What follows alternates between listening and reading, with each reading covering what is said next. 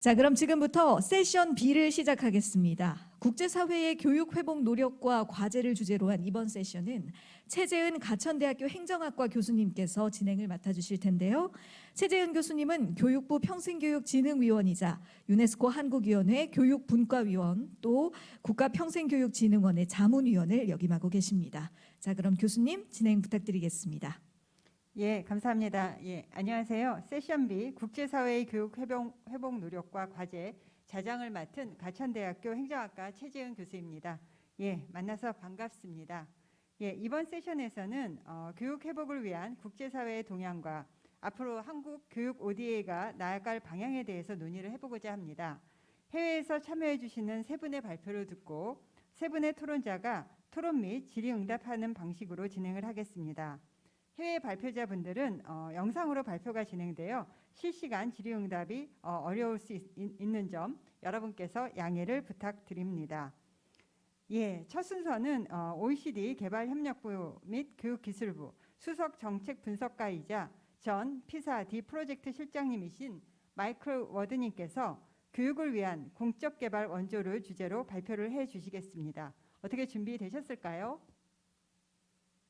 Hello everybody. My name is Michael 안녕하십니까 Ward. 여러분. 저는 마이클 워드이고요. OECD에서 일하고 있습니다. 오늘 이 자리를 빌어서 이번 국제 포럼을 조직해 주신 조직위 측에 감사의 말씀을 드리고자 합니다. 제가 이렇게 교육을 위한 공적 개발 원조 ODA에 대해서 발표할 수 있는 기회를 주신 데 대해서 감사드립니다. 국제사회의 교육 회복 노력과 과제라는 주제 세션에서 이렇게 발표를 하게 되었는데요. 먼저 이 ODA에 대해서, 그러니까 공적 개발 원조의 정의에 대해서 먼저 짚고 넘어가는 것이 필요할 것 같습니다. 1969년에 OECD 개발 원조위원회 대개 정의에 따르면 이 ODA라는 것은 정부 또는 정부기관이 제공하는 양허성 원조로 정의가 되어 있습니다. 그리고 이 ODA 같은 경우에는 개발도상국의 경제 발전과 복지 증진을 주요 목적으로 해서 제공이 되고 있습니다. ODA, 특히 이제 교육 분야의 ODA는 보조금이라든지 장학금이라든지 소프트론 등이 포함되어 있습니다. 그렇다면 코로나19가 교육 ODA에는 어떤 영향을 미치고 있을까요? 간단하게 말씀을 드리면 아직까지 그 정확한 영향을 알 수 없다라는 것입니다. 아직까지는 정확하게 파악이 되지 않고 있지요. ODA 부분에서의 데이터 수집은 항상 1년의 시차가 있습니다. 그러니까 2021년 ODA 데이터는 2020년 관련 데이터가 되는 것이고요. 그러니까 2021년 관련된 데이터는 올해 연말이 되어야지만 이제 윤곽이 나올 것 같습니다. 하지만 지금으로서 우리가 파악하고 있는 바는 국제적인 여러 가지 노력이 이루어지고 있다는 것이죠. 코로나19로 인한 교육의 중단, 단절 문제를 해결하기 위해서 굉장히 많은 노력이 기울여지고 있고 2020년에 ODA 전반적인 레벨은 증가했다. ODA 금액은 증가했다라는 것입니다. 예를 들어서 SDG4 글로벌 교육 협력 메커니즘 GCM이라든지 교육을 위한 글로벌 파트너십 GP 같은 기관 또는 이런 메커니즘에서 교육 정책 의제 상위에 이런 재정 지원, 국내 자원이나 아니면 ODA 지원을 두고 있다, 상정하고 있다라고 말씀을 드릴 수 있습니다. OECD의 그 대에 따르면은 실제로 ODA 같은 경우에는 2020년에 1,612억으로 사상 최대 금액을 달성했습니다. 실질적으로 2019년과 비교할 때 3.5% 상승한 수치이고요. 특히 이제 그 개도국들이 코로나19 위기를 해결해 나갈 수 있도록 도움을 주기 위해서, 지원하기 위해서 추가 비용이나 추가 원조가 이제 들어갔기 때문에 비용이 높아진 것 같습니다. 또 아프리카와 채빈국을 대상으로 한 양자 ODA도 각각 4.1%와 1.8% 증가했습니다. 2020년 ODA 데이터는 아직까지 정확하게 나오지 않았다라고 말씀을 드렸습니다. 그리고 이 ODA 중에서 교육 ODA가 어느 정도 비중을 차지하는지도 아직 확인이 되지는 않았습니다. 하지만 지난 10년간의 교육 ODA 이 트렌드를 본다라고 하면은 그래도 좀 고무적인 그런 변화가 일어나고 있다, 트렌드가 나타나고 있다라고 말씀을 드릴 수 있을 것 같습니다. 지난 17년간 교육 ODA는 3배 정도 증가했습니다. 양자간 ODA 같은 경우는 공여국이 직접 대상국가에 지원하는 원조의 형태이지요. 실제로 미국과 영국이 지난 10년간 최대 규모의 양자 ODA 이제 공여국이었다고 말씀을 드릴 수 있습니다. 다자간 ODA 같은 경우에는 다자 공여국이 세계은행 등 다자간 기구를 통해서 이제 지원을 하는 부분이라고 말씀을 드릴 수 있습니다. 이 양자간 ODA, 다자간 ODA가 앞에서 말씀드렸던 것처럼 지난 17년 동안 약 3배 정도 증가했다라는 것이죠. 교육 부분을 이제 말씀을 드리는 것입니다. 그리고 2019년에 이 교육 ODA는 사상 최대 금액을 기록했습니다. 미 달러화로 따지면은 159억 달러 정도가 교육 ODA로 이제 사상 최대액을 기록을 했습니다.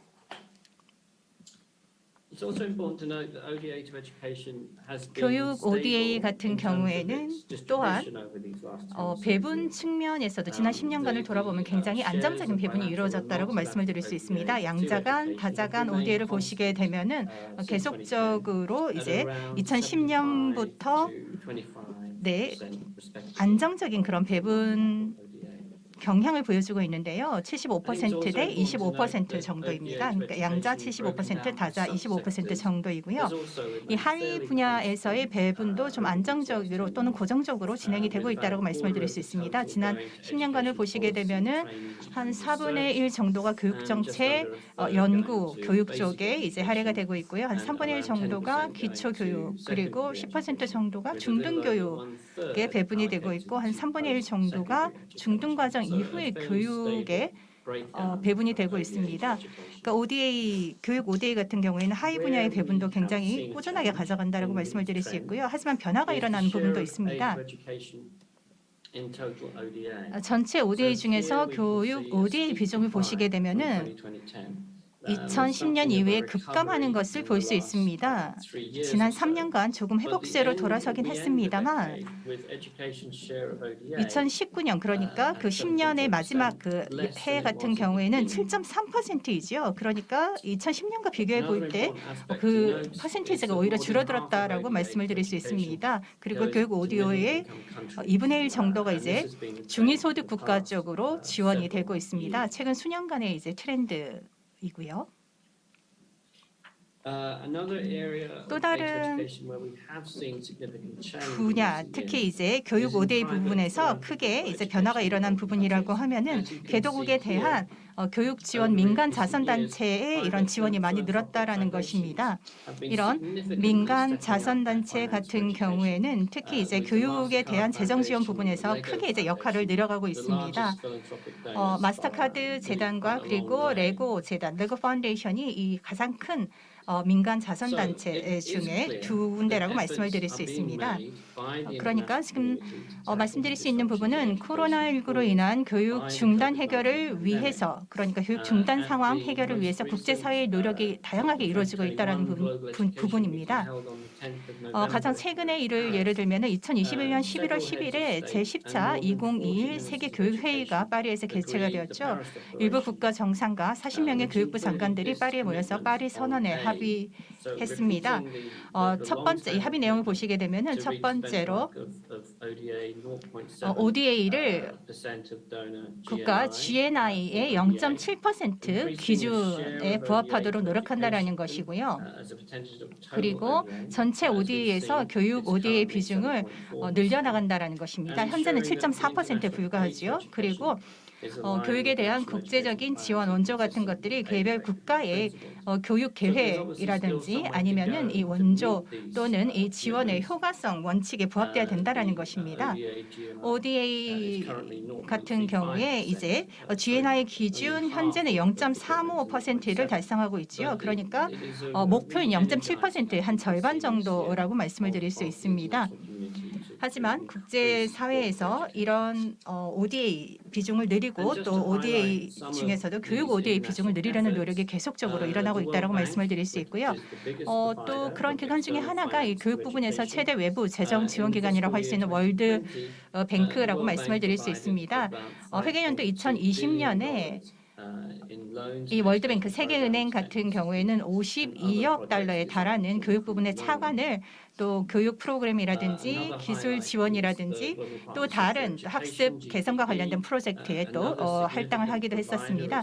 또 다른 교육 부분의 지원에서 큰 역할을 하고 있는 파트너십이 교육을 위한 글로벌 파트너십 GPE이고요.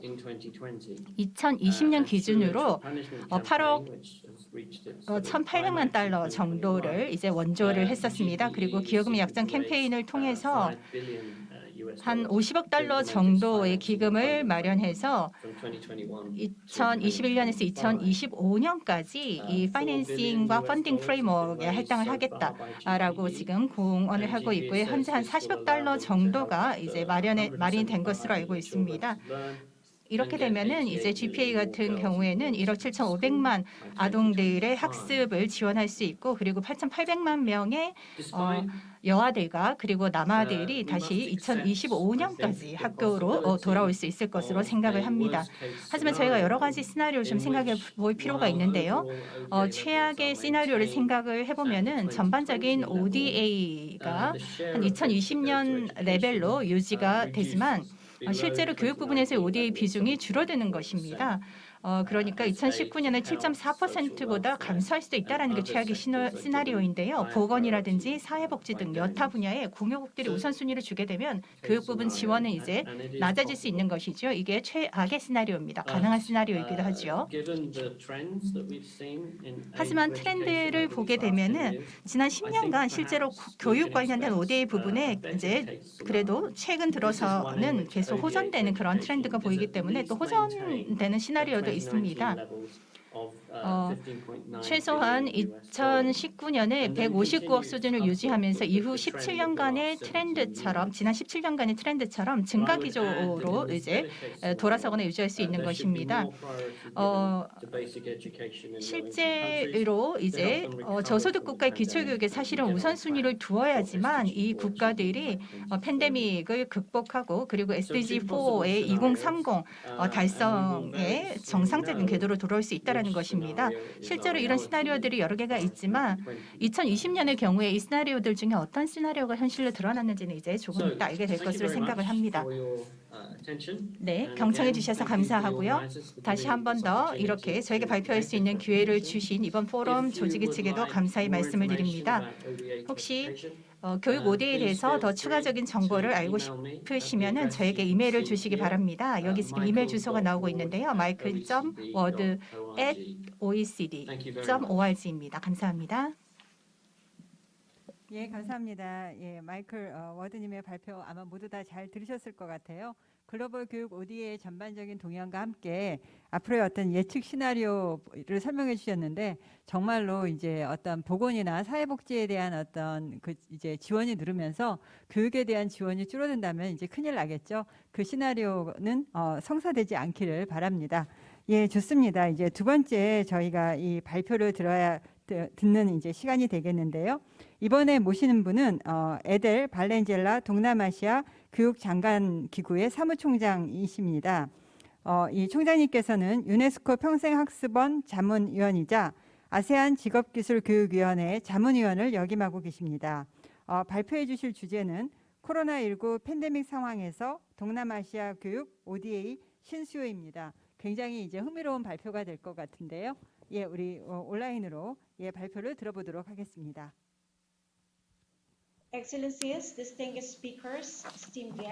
각하 존경하는 연사, 존경하는 내빈, 고위관리, 주최자, 모든 참가자, 신사숙녀 여러분, 좋은 아침 혹은 오후 혹은 저녁입니다. 먼저 이런 중요한 자리에서 발표를 하게 되어 영광으로 생각합니다. 오늘 저는 동남아시아 국가들이 코로나 이후 교육 회복을 위한 정보 격차를 줄이기 위해서 어떤 노력을 하는지 말씀드릴 겁니다. 먼저 시메오를 소개하겠습니다. 시메오는 동남아시아 교육장관 기구로서 교육, 과학 및 문화 분야의 지역 협력을 증진하는 정부 간 기구입니다. 우리는 11개 회원국, 9개 준회원국, 그리고 6개 제휴 회원국이 있습니다. 팬데믹으로 동남아시아의 많은 인구 또 많은 부문들이 영향을 받았습니다. 교육 부문이 특히 큰 영향을 받았는데요. 코로나로 학교가 중단되고 다수의 교육 프로그램들을 온라인상이나 블렌디드 형태로 제공할 수밖에 없었습니다. 교육자와 학습자 모두에게 참 어려운 시기였습니다. 또 코로나로 인해서 의미 있는 학습 기회에 대한 접근성과 관련된 기존의 불평등이 더욱 확대되었습니다. 또한 연결에 필요한 기기와 관련해서도 격차가 드러났는데요. 소외된 계층과 그렇지 않은 계층 간의 기기 접근성과 관련해서도 격차가 크다는 것이 드러났습니다. 2020년 세계 교사의 날에 발표된 유네스코 통계연구소의 팩트시트에 따르면 전 세계 초등학교의 3분의 2 이상 내지는 73%가 온라인 프로그램과 온라인 수업을 지원하는 데 필수적인 전기를 사용할 수 없는 상황이라고 합니다. 동남아시아 지역에서는 이 수치가 55%에 불과합니다. 나아가 학교 컴퓨터에 대한 접근성도 보편적으로 제공되고 있지 않습니다. 저소득 국가, 중소득 국가 또는 그런 지역에서는 보편적으로 학교 컴퓨터에 대해 접근할 수가 없습니다. 중앙아시아에서는 컴퓨터에 대한 접근성이 9에서 6%인 반면 동남아시아에서는 20%에 달합니다. 더욱이 큰 학교는 작은 학교보다 재정, 교육 및 기술 자원을 더 잘 갖추고 있습니다. 많은 학교들이 기초 자원의 심각한 부족에 직면해 있습니다. 이것은 도시와 시골, 큰 학교와 작은 학교의 학생들을 위한 온라인 학습 자원의 가용성, 품질 및 양의 차이를 초래하게 됩니다. 또 소외 학교로 분류되는 많은 학교들은 말할 것도 없겠죠. 동떨어진 곳에 있는 시골의 작은 학교들은 종종 접근이 어렵고 대부분 취약 지역에 위치하고 있기 때문에 코로나19로 더 불리한 상황에 있습니다. 국경 지역에 있는 학교들은 그 위치 자체로 인해 불리한 데다가 다른 또 문제도 안고 있습니다. 분쟁이나 낮은 등록률 등의 다른 어려움에 직면해 있습니다. 이러한 학교들은 ICT나 디지털화와 관련해서는 격차의 최하단에 있다고 할 수 있겠습니다. 따라서 팬데믹은 교육과 학습에 혼란에 기여하는 디지털 격차를 심화시켰습니다. 하지만 동남아시아 지역에서는 교육부 장관들이 교수와 학습에서 디지털 문제에 대처하기 위해 최선을 다했습니다. 시메오 회원국들은 디지털 학습 플랫폼을 활용해서 학습 연속성을 보장하기 위한 노력을 경주했습니다. 브루나이, 다루살렘에서 베트남에 이르는 대부분의 국가에서는 사람들이 많이 사용하는 디지털 도구, 마이크로소프트 툴즈, G 스위트, 줌과 같은 도구를 사용해서 가상 수업 또는 온라인 자율학습 모듈식 교육을 제공했습니다. 또 교육부 웹사이트 또는 교육부 페이스북 페이지에서 제공되는 학습 리소스도 수행을 했습니다. 또한 TV나 라디오 채널을 통해서도 교육 프로그램을 제공하고 있습니다. 이러한 방법들은 동남아시아 국가에서 일반적으로 사용하고 있는 대체적인 방법입니다. 나아가서 회원국들은 자체적으로 디지털 플랫폼을 또 개발한 경우도 있습니다. 인도네시아에서는 티처쉐어스와 티처런스 플랫폼을 개발하였고 라오스는 라오런을, 말레이시아는 디지털 러닝 이니셔티브 딜리마 플랫폼을 개발했습니다. 필리핀은 넷베드와 커먼스를 개발했습니다. 제가 말씀드리는 이 모든 것은 학생과 교사들이 보다 수월하게 원격 수업을 진행할 수 있도록 만든 포괄적인 학습 플랫폼입니다. 무료 교육 서비스를 제공을 하고 누구나 접근할 수 있는 하나의 플랫폼에서 무료 교육 서비스와 애플리케이션을 제공합니다. 지금부터는 코로나 팬데믹 중 이 지역에서 일어난 학습 손실과 관련된 더 큰 과제에 대해서 말씀드리겠습니다. 사실 많은 이야기가 들립니다. 일부 성공담도 있고 또 다른 한쪽에서는 어려움을 겪는 이야기들을 듣습니다. 우리는 동남아 기초학습평가 또는 CPLM이라고 하는 지역학습평가를 도입했습니다. CPLM 2019년의 결과는 2010년 12월에 공유가 되었고 이를 통해서 동남아시아의 학업 성취도가 발표되었습니다. 최근에는 CPLM 2019년 기초교육에 대한 두 번째 분석을 수행했습니다. 그리고 6개의 동남아시아 국가에서 읽기 부분에 있어서 학습 능력이 낮다라는 결과를 보고했습니다. 호주교육위원회가 CPLM은 2019년의 기술 전문가 단체였습니다. 한국에서도 두 곳의 파트너 기관이 있는데요. 한국교육개발원과 한국교육과정평가원 카이스입니다. 사메오 또한 유네스코 아태지역 교육국 넥맵과 함께 협력을 했고 또 CPLM의 공동의장은 유니세프 아태지역 사무소입니다. 모든 전문가들이 이런 독해 학습 부진에 대해서 어떻게 대응할 수 있는지 경험을 공유해줬고 또 읽기와 관련된 정책 변화들을 추적하기 위해서 할 수 있는 행동들을 권고했습니다. 또 이것이 학습 결과에 미치는 영향에 대한 경험과 지식을 공유해 주었습니다. 동남아시아에서는 시스템을 개선하고 또 여러 가지 관행을 바꿈으로써 학습 결과를 증진시킬 필요가 있습니다. 이를 통해서 시간이 갈수록 이 부분에 부진한 학습자를 극복해야 할 것입니다. 사메오는 인도네시아의 아세안 사무국과 함께 협력을 하고 또 한국교육협력기금과 협력을 해서 다음 CPLM 2020-2025를 준비하고 있습니다. 이 자리를 빌어서 동남아시아의 학습을 개선하는 이 지역 차원의 이니시티브에서 협력을 해주신 한국 정부에 감사의 말씀을 드리고 싶습니다. 회계년도 2020년에서 2021년 사메오 사무국은 코로나 시대 접근 가능하고 대응적 교육 지원 프로그램을 발족하였습니다. 우리는 학습자 그리고 교육자들이 특히 소외된 지역의 교육자와 학습자들 역시 대안적인 학습 양식 또 기술을 활용할 수 있어야 한다고 생각합니다.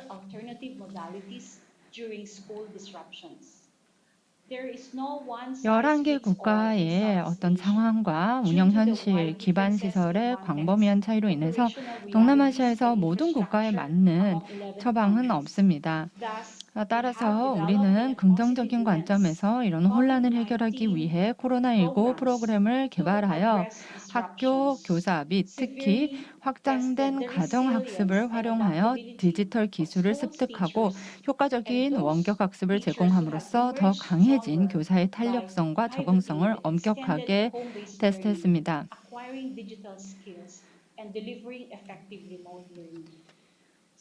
시미오는 26개 센터 및 네트워크 회원, 국가 그리고 준회원, 제휴회원과 함께 교육의 디지털화를 보장하기 위해 노력하고 있습니다.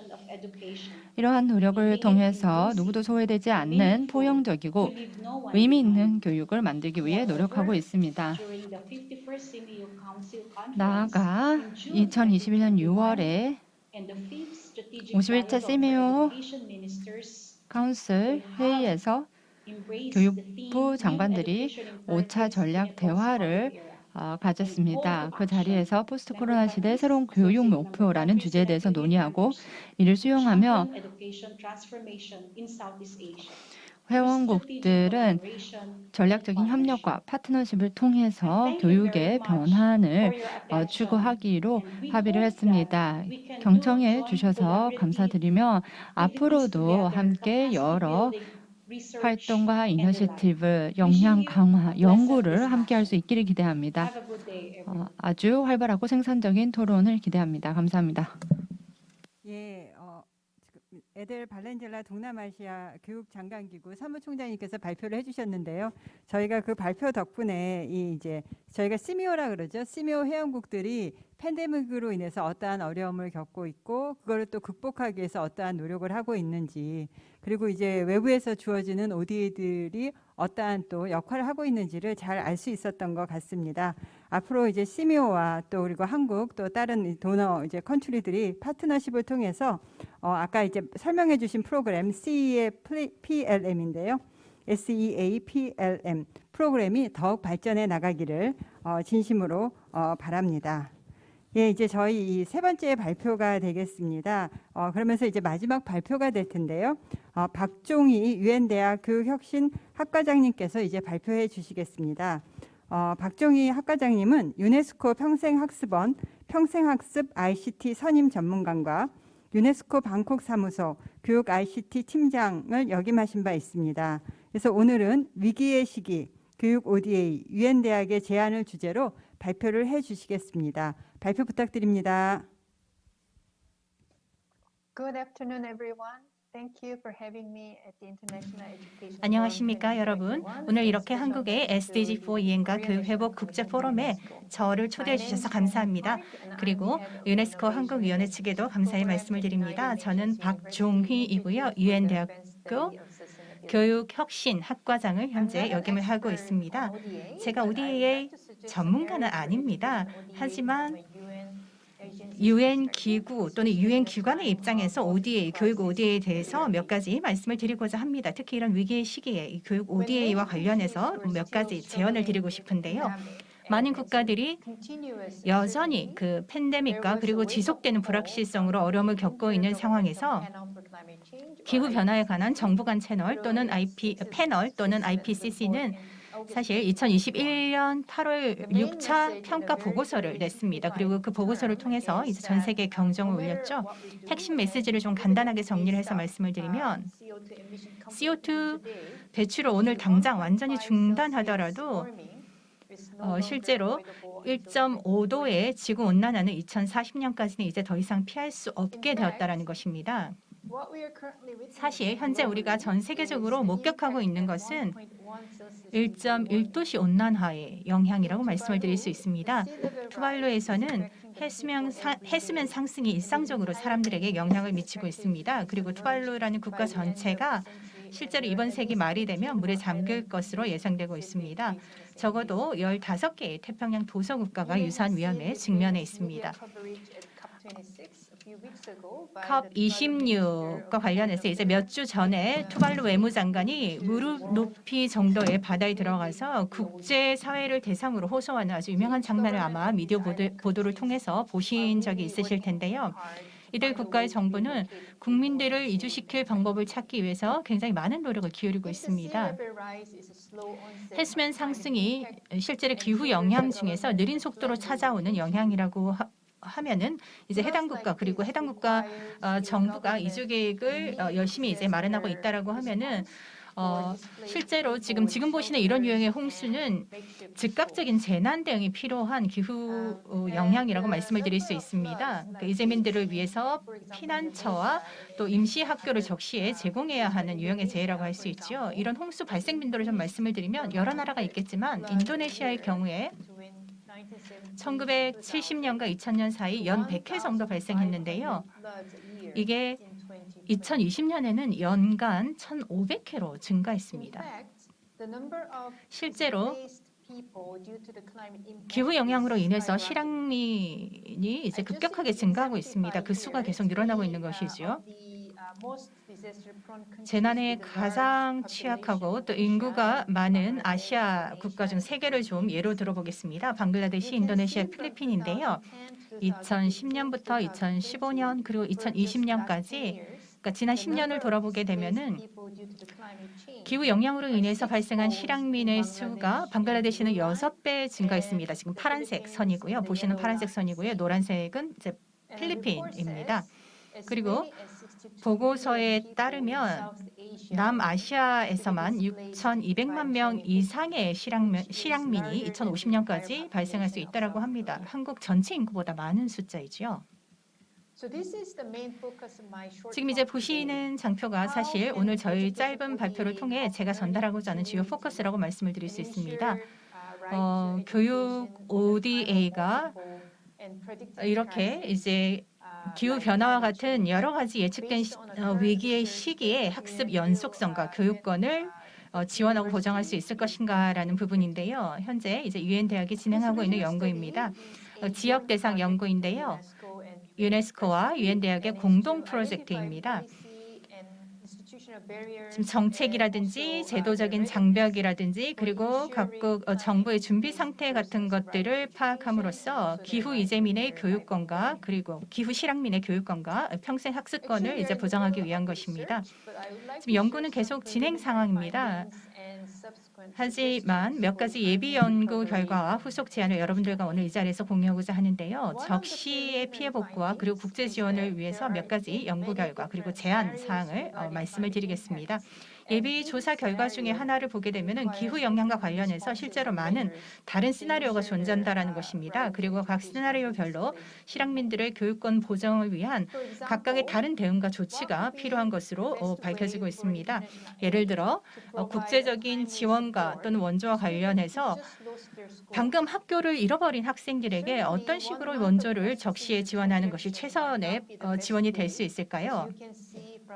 예를 들어서 지원 전달에 한 달이 소요되는 지원 방식은 어차피 이런 상황에서는 이런 시나리오에서는 최선이 아닐 수도 있습니다. 재난이 발생한 이후에 2개월 동안 학교를 돌아가지 못한 학생과의 인터뷰에서도 알 수 있듯이 말입니다.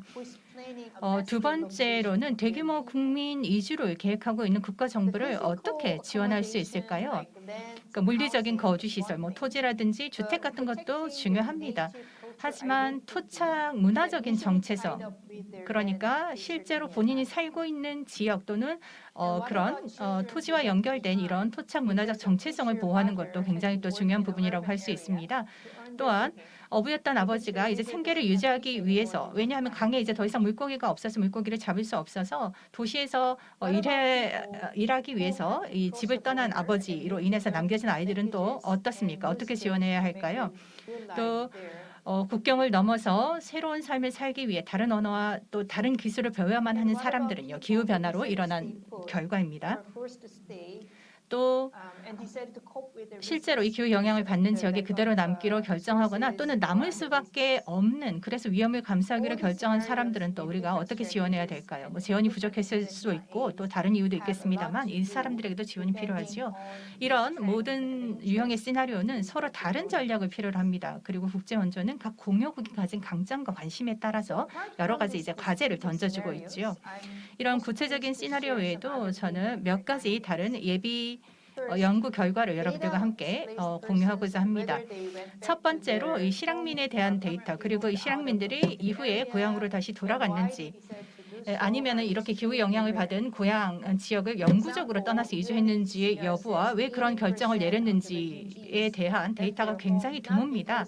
그러니까 예를 좀 들어서 말씀을 드리면 UNHCR은 난민의 80%가 고향을 떠나 이주한 이유가 실제로 정치적 갈등이나 폭력 때문이 아니라 심각한 식량 불안전 때문이라고 밝혔습니다. 지금 말씀드린 내용은 이제 국경을 넘어서 이주한 난민의 경우이고요. 근데 국내적으로 이제 고향을 떠나서 이주할 수밖에 없었던 실향민들은 기후 재해 이후 이제 이주를 하게 된 이유, 왜 이주를 해야만 했는지, 그리고 그 이주 기간이 얼마나 되는지를 추적하는 것이 너무나 어렵습니다. 여러분들 아마 상상하실 수 있을 텐데요. 그런데 이런 경우 데이터가 없으면 효과적인 조치를 저희가 개발하기가, 구축하기가 굉장히 어렵습니다. 두 번째로는 이제 국제적 그리고 국내적인 대응이라든지 원조 같은 것들이 모두 어린아이들을 우선시하고 아동들을 우선시하고 의도치 않게 청소년들을 이제 배제하는 경향이 있습니다. 이게 좀 심각한 문제를 발생시킬 수 있는데요.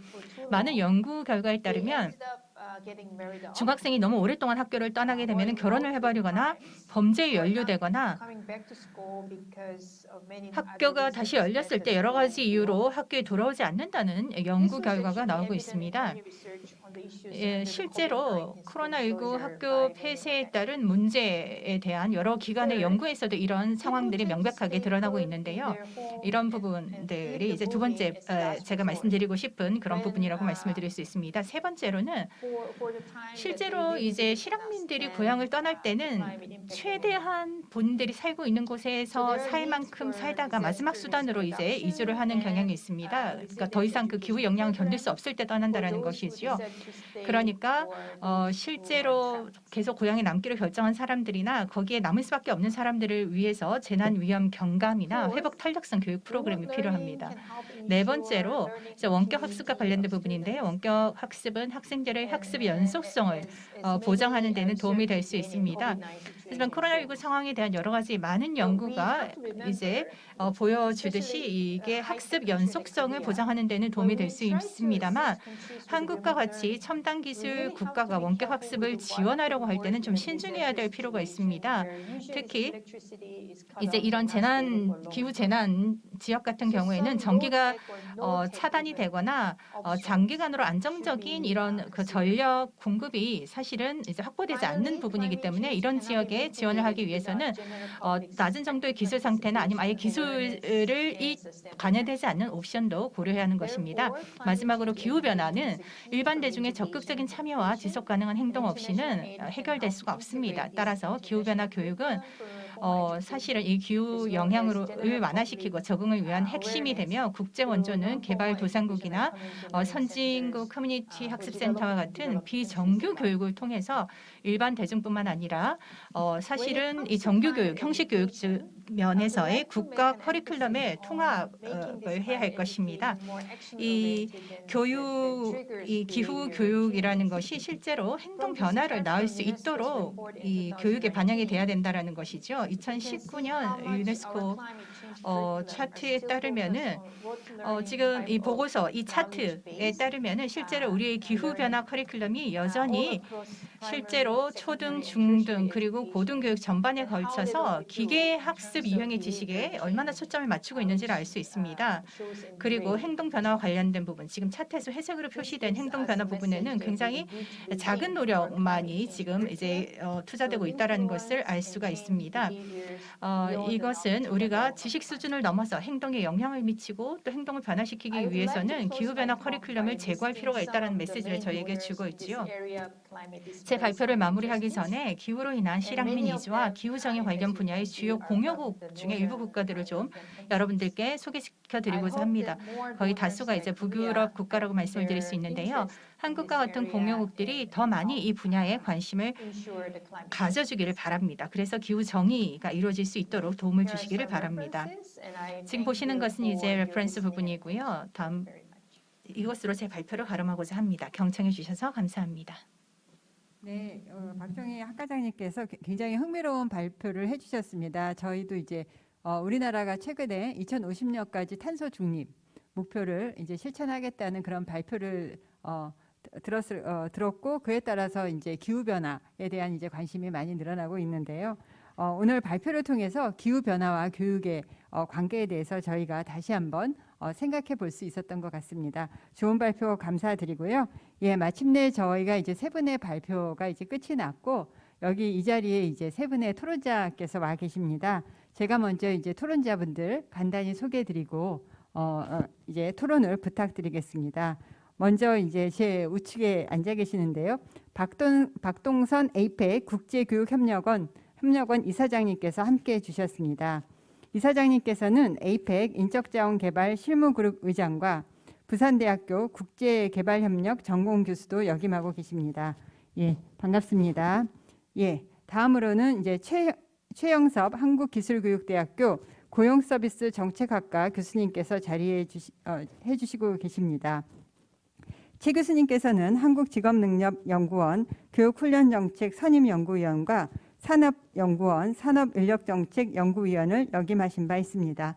예, 반갑습니다. 예, 마지막 이제 토론자이신데요. 장경숙 한국교육과정평가원 대협력실장님 이 자리에 함께해 주셨습니다. 장 실장님께서는 OECD 월드뱅크 등에서 국제 컨설턴트로 활발히 활동을 하고 계시다고 합니다. 예, 오늘 이 자리에 와주셔서 감사드립니다. 오늘 저희 이제 세 분의 토론자 중에서 먼저 박동선 이사장님께 오늘 그 발표 내용 또는 또 이제 저희 큰 주제죠. 국제사회의 교육 회복 노력과 과제에 대한 의견을 편하게 말씀해 주시면 좋을 것 같습니다. 예, 부탁드립니다. Thank you, Madam Moderator. For the past 5 years, I have served as lead 지난 shepherd of 5년간 APEC Human Resources Development Working Group. APEC 인적 자원 dealing with 실무 그룹 education, training, and 의장 labor 역할을 issues. 해왔습니다. In 이 that 실무 position, 그룹은 I have 교육, witnessed 훈련, 21 노동 Asian 이슈를 member 다루는 various 실무 efforts 그룹입니다. to 그래서 provide 의장으로서 quality education to their students. 21개 APEC 회원국들이 코로나19의 위기에도 학생들에게 양질의 교육을 제공하고자 하는 그런 다양한 노력들을 목도했습니다. 코로나로 인해서 학생들은 학업이 중단되고 디지털 학습과 또 다른 학습 기회에 대한 접근성의 불평등을 경험하고 있습니다. 선진국보다는 개도국에서 어려움을 겪고 있습니다. 이에 따라서 교육 회복을 위한 국제사회의 노력에서 개도국에 대한 ODA와 또 다른 지원이 더욱 중요해지고 있습니다. 관련해서 워드 선생님께서 교육 ODA에 대한 좋은 발표를 해주셔서 참 시적절하다고 생각하고 또 행운이라고 생각합니다. 워드 선생님에 따르면 총 ODA는 2020년 증가했지만 그중에서 교육 부문이 차지하는 비중은 2019년에 7.4% 미만으로 떨어졌습니다. 그 이유는 원조국들이 보건사회복지 및 다른 부문을 우선시하고 있기 때문입니다. 다행히 국제사회에서는 코로나로 야기된 문제들을 해결하기 위한 다양한 노력을 펼치고 있습니다. 예를 들면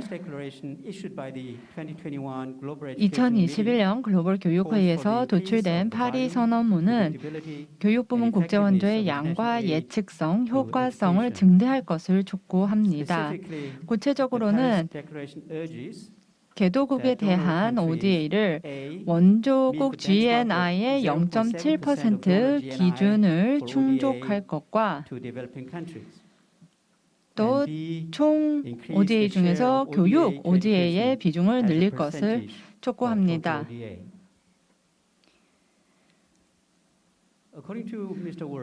워드 선생님에 따르면 세계은행은 2020년 52억 달러에 달하는 지원으로 교육 ODA에 있어서 가장 큰 원조 기관이었습니다. 또한 여러 민간 자선 재단도 교육에 대한 재정을 늘렸는데요. 마스터카드 레고와 다른 민간 자선 재단도 교육에 대한 재정을 늘렸습니다. 저는 저소득 국가들이 코로나로부터 회복하고 2030년까지 SDG4를 달성할 수 있도록 이들의 기초 교육에 더 많은 우선순위를 부여해야 한다는 워드 선생님의 의견에 동의합니다. 그렇게 하기 위해서는 보다 효과적인 모니터링과 성취 평가가 필요합니다. 두 번째 발제자는 세메오 사무총장이신 에델 발렌젤라 님이셨는데요. 이 두 번째 발표에서는 세메오 회원국들이 다양한 디지털 플랫폼을 위기로 생겨난 각국의 ICT 니즈에 맞게 사용하고 있는 사례를 들려주셨습니다. 제가 알고 있기로는 CPLM은 초등학교 5학년생들의 학업 성취도를 평가하여 기초교육 정책 수립과 모든 아이들이 의미 있는 학습을 할 수 있도록 보장하는 데 기여하고 있는 것으로 알고 있습니다. 이런 프로젝트는 다른 국가들에게도 도움을 줄 수 있는 사례라고 생각합니다. 세메오는 또한 유니세프와 한국교육부의 리드 프로젝트와의 긴밀한 협력을 통해 교사 역량 강화 이니셔티브도 성공적으로 이행하고 있습니다. 리드는 선도 교육자들을 위한 이러닝의 약자로서 세계 교사들이 참여하는 이러닝 세계화 사업입니다. 박종희 박사님께서는 유엔대학교 박사님이신데요. 기후변화 위기 시대의 ODA에 대한 말씀을 해주셨습니다. 박사님께서는 오늘 당장 CO2 무배출을 달성한다고 해도 2040년에 지구 기온이 1.5도 상승하는 것을 막을 수 없다고 경고하셨습니다. 지구 온난화로 태평양에 있는 투발루를 포함한 최소 15개 도서 국가는 이번 세기 말에 바다에 잠기게 될 것입니다. 그렇게 되면 사람들은 주거지를 이동하게 될 것이고 임시 학교가 만들어져야 할 것입니다. 이러한 극단적인 상황에서는 원격 학습을 통해 학생들의 학습 지속성을 보장할 수 있을 것입니다. 저는 또한 박종희 박사님께서 말씀하신 기후변화 교육이 매우 중요하다고 생각합니다. 원격 학습의 효과를 제고하기 위해서 여러 다른 국가의 교사들이 공동 연구를 하거나 또 공동으로 새로운 교과 과정을 수립할 수도 있을 것 같습니다. 감사합니다. 감사합니다. 우리 박성선 원장님께서는 이 세 분의 발표에 대해서 다 이제 그 꼼꼼히 지적을 해주시면서 이제 그 공감하시는 내용에 대해서 잘 말씀을 해주신 것 같습니다. 아까 이제 뭐 이 마지막 우리 그 발표와 관련해서 이제 이러닝, 그러니까 우리 한국에서 이제 이러닝이라 그러고 또 영어로는 뭐 리모트 러닝, 온라인 러닝이라고도 하는데 그 중요성을 이제 다시 한번 강조해 주셨습니다. 예, 저희가 이제 또 기회가 있으면 이 세션에서 더 말씀을 듣도록 하고요. 두 번째 이제 토론자로서 최영섭 교수님 모시도록 하겠습니다. 예, 최 교수님 부탁드립니다. Okay, thank you very much. As introduced, 감사합니다. my name is Young-sik Cho. 소개받은 최영섭입니다. I feel very honored 먼저 to take a chance to 이렇게 discuss 오늘 여러분들과 토론자로서 함께 하게 되어서 기쁘게 생각합니다. 저희가 지금 to overcome the negative 코로나19의 부정적인 영향을 극복하기 위해서 국제사회가 어떤 교육 회복 노력을 해야 되는지에 대해서 이제 논의하는 그런 세션이라고 말씀을 드릴 수 있는데요. 사실 제가 직업교육훈련 정책 쪽으로 계속 관여해서 일을 해왔기 때문에 저는 특히 이 직업교육훈련과 관련해서 좀 실질적인 그런 코멘트를 좀 하고 싶습니다. even through this conference. 이번 컨퍼런스를 통해서 실제로 이 코로나19가 전체 교육 분야에 미치는 부정적인 영향에 대해서는 이미 많은 얘기가 나눠진 것으로 알고 있습니다. 그런데 사실 이 코로나19의 부정적인 영향이 직업교육 쪽에서는 더 심각하다라고 말씀을 드릴 수 있습니다. 왜냐하면 직업교육은 이론 교육뿐만 아니라 실제 손기술을 익히는 것까지 같이 병행이 되어야 되기 때문입니다. 한국도 물론 이제 예외가 아니죠.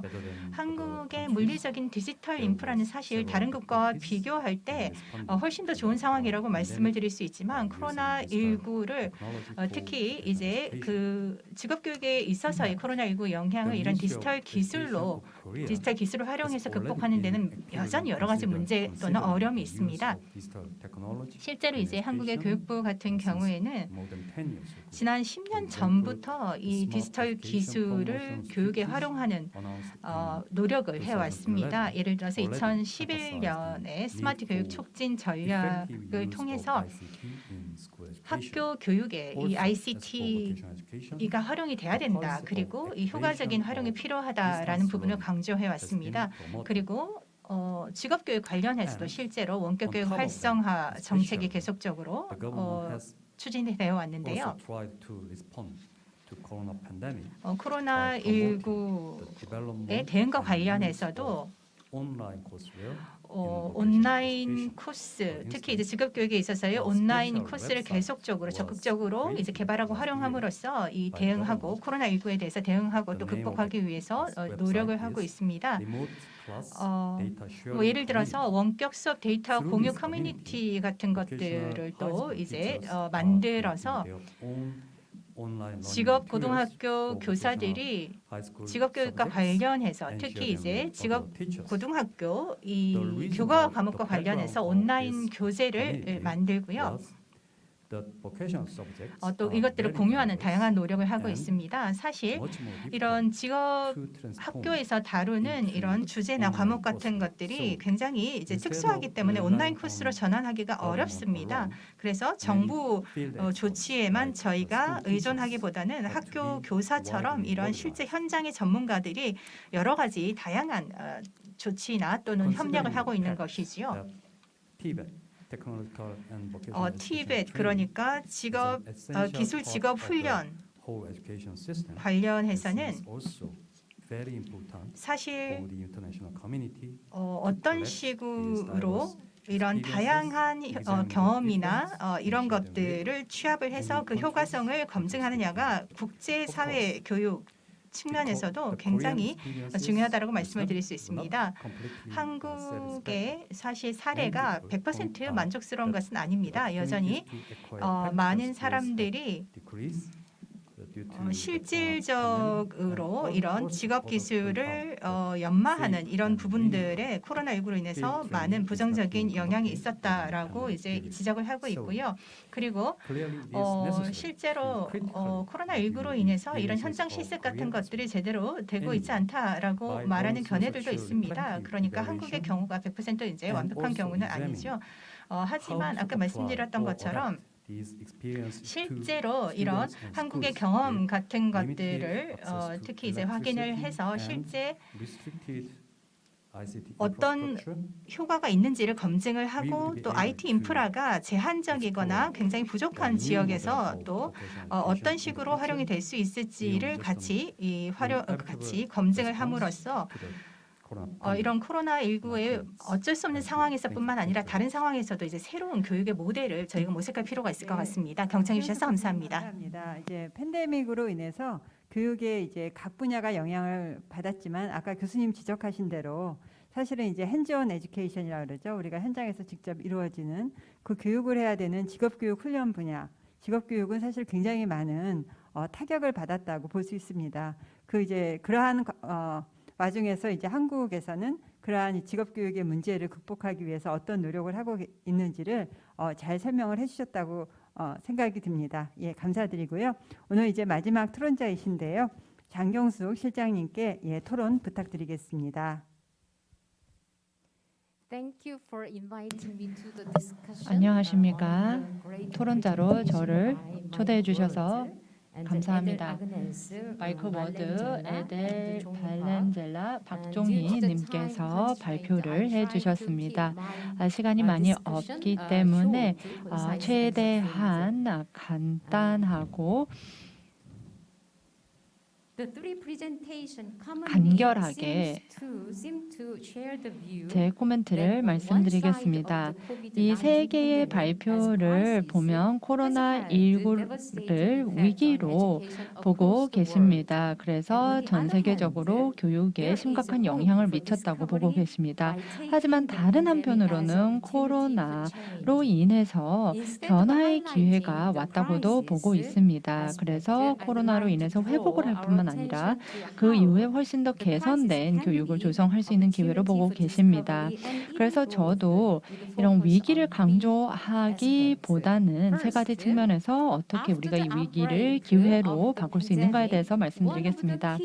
팬데믹 이후에 교육에 있어서 주요 이슈 중에 하나는 인프라가 부족한 국가에서의 디지털 연결성입니다. 이러한 맥락에서 교육 ODA가 개도국의 인프라를 개선하기 위해서 효과적이었는가입니다.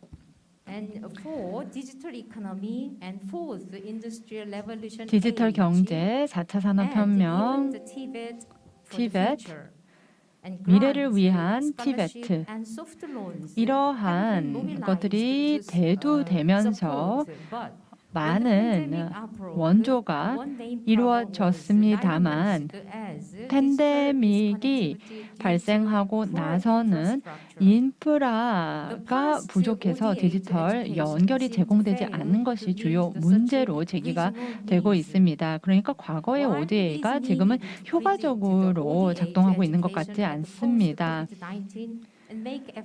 포스트 코로나 시대의 교육 ODA를 예측하고 또 이 양을 증대하는 것도 중요하지만 교육 ODA의 효과성을 제고하는 것 역시 중요합니다. 그래서 교육 ODA의 질을 제대로 컨트롤을 해서 예전의 실수를 되풀이하지 않는 것이 중요합니다. 또 동남아시아의 CPLM 같은 대규모 학업 성취 평가는 현재의 기초교육 현황을 진단하는 데 매우 유용한 도구입니다. 그리고 데이터 기반의 교육 정책을 수립할 때 매우 유용한 도구입니다. 이런 대규모 어떤 시험 성적과 설문지를 통해서 저희가 많은 통계를 수집할 수가 있고 이를 통해서 많은 통찰을 얻을 수가 있습니다. 하지만 이것을 정책과 행동으로 옮길 때는 저희가 신중할 필요가 있습니다. 이러한 평가는 샘플을 기반으로 하고 있습니다.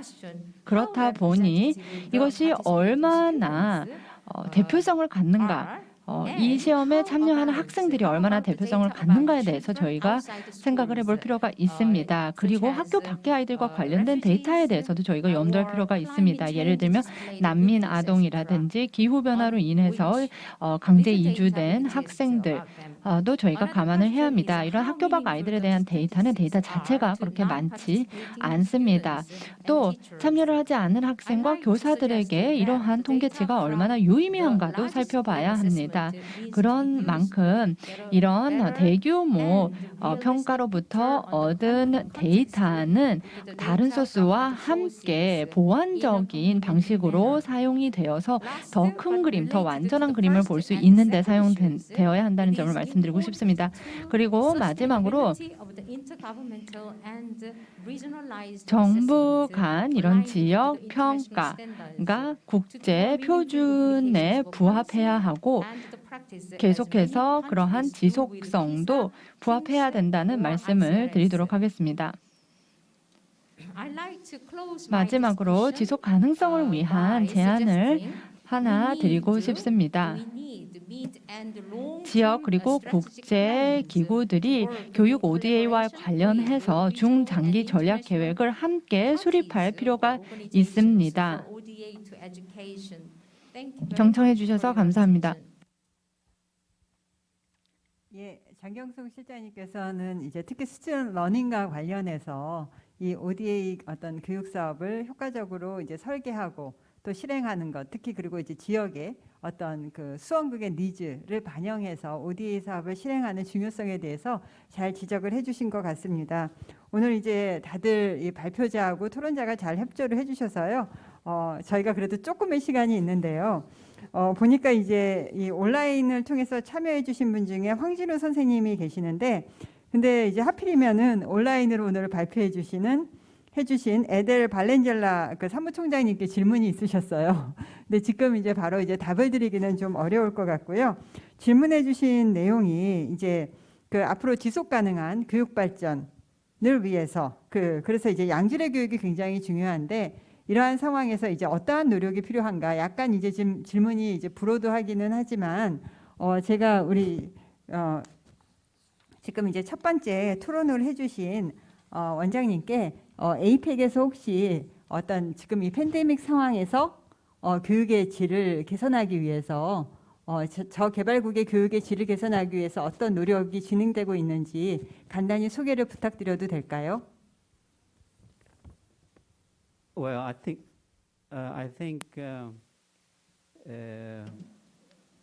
I already explained what we are doing at the APEC. 에이펙에서 어떠한 조치들을 취하고 있는지에 대해서는 이미 말씀을 드렸기 때문에 한국의 노력에 대해서 말씀을 드리도록 하겠습니다. 한국 같은 경우는 신남방 또 아세안 국가들과 교육 개발 협력 사업을 진행하고 있습니다. 한국은 신남방 정책에 따라서 신남방 그리고 아세안 국가들을 굉장히 중요하게 생각하고 있습니다. 그래서 2022년 기준 연간 총 개발 협력 예산의 약 10% 정도를 지원하고 있습니다. 개발 협력 사업 내용은 상당히 많은 부문을 다루는데요. 교육, 보건, 교통 많은 분야에 고루 분포해 있습니다. 특히 교육 분야에서는 ICT를 활용한 원격 교육에 대한 수요가 코로나 팬데믹 영향으로 많이 증가를 했습니다. 그래서 이 부분에 대해서 한국이 협력을 더 많이 할 필요가 있습니다. 그래서 원격 교육에 대한 경험과 노하우를 전수하는 사업을 강화할 필요가 있다고 생각이 되는데요. 그래서 실제로 그러한 노력을 배가하고 있습니다. 에이펙 국가들과의 어떤 협력 방안에 대해서 이제 말씀을 해주셨습니다. 지금 저희가 이제 시간이 다 돼서 안타깝지만 예, 저희 세션을 마쳐야 되겠는데요. 저희가 이제 1시간 동안 국제사회의 교육 회복 노력과 과제라는 주제로 세 분의 발표, 세 분의 토론으로 이제 여러 가지 의미 있는 어떤 토론을 했던 것 같습니다. 그래서 이 세션에 참여해 주신 모든 분께 진심으로 감사드리고요. 오늘의 논의가 저희가 교육 회복을 위한 아이디어를 모으는데 조금이라도 기여하기를 바랍니다. 예, 모두 수고 많으셨습니다. 감사합니다.